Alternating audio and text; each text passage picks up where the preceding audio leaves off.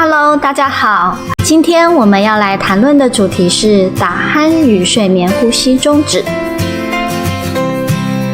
这两个问题在台湾可以说是相当普遍。根据睡眠医学学会统计，国内有将近70%的人有打鼾问题，而当中又有50%人患有睡眠呼吸中止。有打鼾与睡眠呼吸中止的人会有哪些症状呢？首先，晚上睡眠会先受打扰，变得难入睡、频醒、多梦浅眠。白天也会因为睡眠品质太差而总是觉得睡不饱，结果长期下来注意力越来越不集中，工作学习的表现也逐渐下降。究竟人为什么会打鼾与呼吸中止？而打鼾与睡眠呼吸中止又是怎样形成的呢？让我们观看以下这支短片。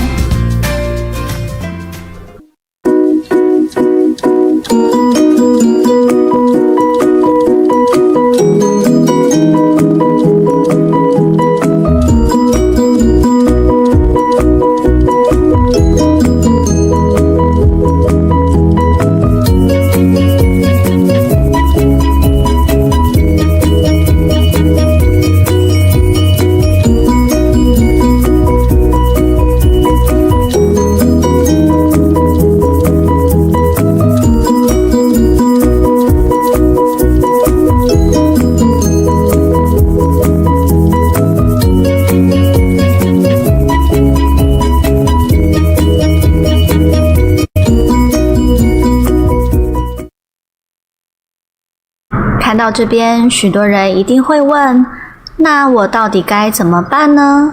有哪些治疗方法可以选择？就目前来说，主要有4个治疗途径。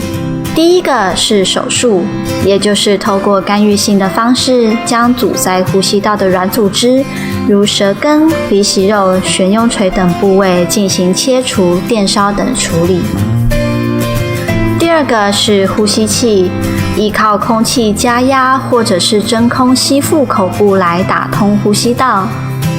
第三个呢是止鼾牙套，利用物理性的力量畅通呼吸，有不同的结构设计。目前比较新的研发是一款专门针对舌头做肌力训练的压舌牙套。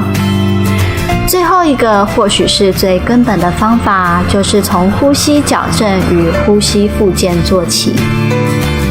其实追根究底，打鼾与呼吸中止的根源是错误的呼吸习惯，而导致整个呼吸机能的失调和衰退。因此，无论是采取上述哪一种治疗方法，都应该额外加入呼吸复健的辅助，才能真正恢复健康哦。